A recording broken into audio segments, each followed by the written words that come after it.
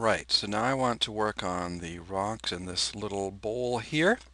So we'll create another curve for this. And we want to lighten it a bit, so we'll take the darker tones and bring them up a bit lighter. Maybe even a bit more than that. And then take the very darkest tones and bring them down just a little bit, like that. And bring this down to about here, and then flatten the curve off. That's looking pretty good for the bowl. Of course, it destroys the rest of the image, but I don't really care about that. Not a problem. Okay, so we've probably overdone it, but that's fine, of course. We invert the mask with Command I. Go back to our brush, roll 30% again. Adjust the size of the brush. Oh, yes. Oh, that's quite nice. Okay. Oh, no, that's too much. Maybe 10% brush. We'll lighten that. I'm going to lighten this area. Ooh, no, it doesn't look as wet now. Okay. I'm going to lighten this little pool here, though. Yeah, I'm going to lighten this rock down here. I'm going to work on the mist here. It's a matter of if I've got a curve that works for me, why not use it? Okay, I don't think I want to do anything with the rock here. I could lighten this area. Definitely want to lighten that a bit. Opacity up. Ooh, too much. Nope. Maybe about 40%. Oh, yes. Oh, that's better. About 20% in here. Yeah, okay, I can believe that. All right. So, a little bit light right here. So I'm going to take it down by 20%. Okay, now I'm just going to create another layer. I'm actually going to darken this flat rock here. Just a little. Oh, now we're getting it. So invert the mask. Go about 30% with a white brush. So we're darkening it, increasing the contrast a little bit further. Don't want, no, a little too much again. What happens if I sweep it across here? No. Maybe if I reduce the brush size and go on this rock right here. Ah, that works. Give it a bit more energy. Alright, that's looking pretty good.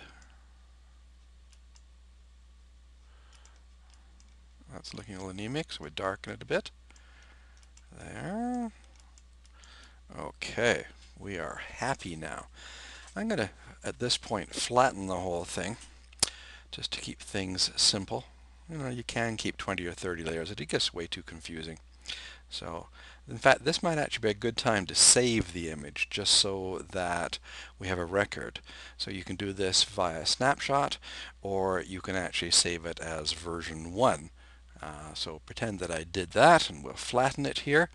I set up F13 to flatten image because there actually isn't a quick key in Photoshop to do that. So I used the Photoshop option to create quick keys to make one for me.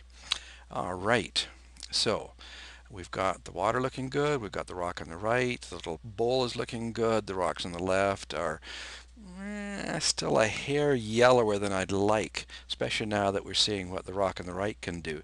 So I'll just go back and do a bit more of what I did in the beginning, which was that selective color, go down to yellows, and I'm going to increase the magenta in it. Now that's looking a lot closer to what I want, and that's about all I'm going to do.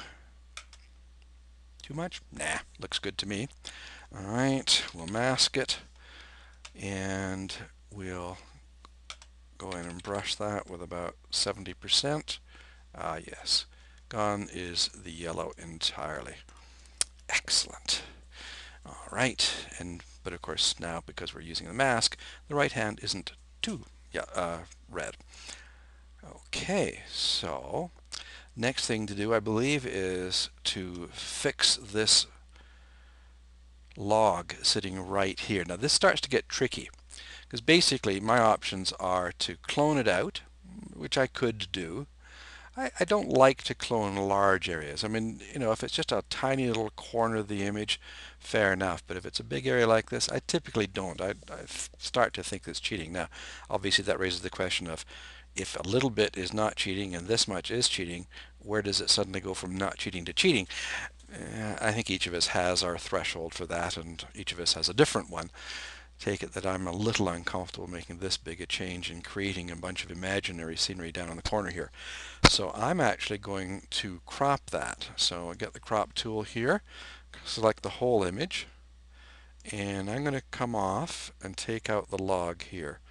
So I could take it to there, and then I could come up in the bottom. But the problem with that is I miss some of my bowl right here. I don't like that, so I can't come up at all. So I'm just going to come across, and what if I go right to the corner of that rock right there? Then this comes to the edge. I quite like that, actually. Sure, there was some pretty stuff over here, but I think overall it works. And I'm going to come in just a little bit on the right, but not very much. About there.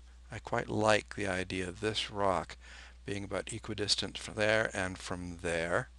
So that works for me. Now I'm just going to have another look over on the left. I could clone that much, I suppose, but I quite like the idea of this rock forming the bottom corner. Yeah, I think we'll go with that. So hit return, and now we've got our new image. I have a tiny little area down in the bottom left that I have to clone out, so I'm going to enlarge it, drag it so I can see the corner, get my clone tool, and just going to pick up some of that water slash mist slash rock and bring it into there.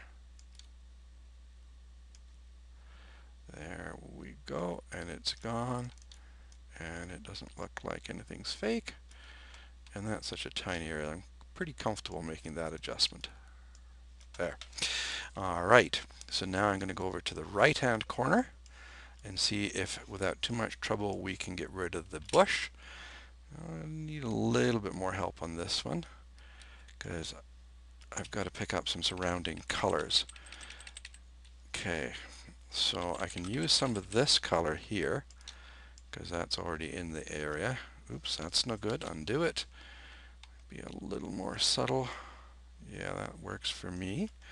Now the other option I have is I can choose the healing brush because I can pick up this pattern here and then paint that over the whole thing. And that actually works quite nicely. But it's not picking up everything and it's messing up some of the other parts. So yeah, I'm going to go back to the cloning tool. I just feel like I get a bit better control over what I'm doing here. So I'm going to pick up some of this brown here, put that in down in the corner. I'm going to pick up some of this rock here and bring it in next to it, but I don't want that crevice there. Okay, then now it's looking good. We can pick up some of this. I want that brown to come into here. We have to be careful not to create repetitive patterns, pardon me. Yeah, well, that's looking good. That looks like it's meant to be like that. Okay, I could buy that.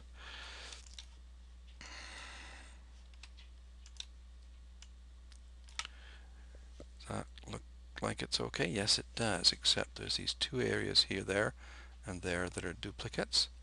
So we'll pick that up from there. We'll eliminate one of them. All right, so now our corners are done. Oh, and I need to do that stick. I'll bring her up. And there's my stick. Get a small brush. Now this is where the healing brush might be very good for this. And even there it's not perfect. A little bit there, but a second attempt can fix that, and now it looks perfect. All right, so now you've got a chance to see the clone tool and the healing brush. And stay tuned for the next step of videoing. Athabasca Edit 6.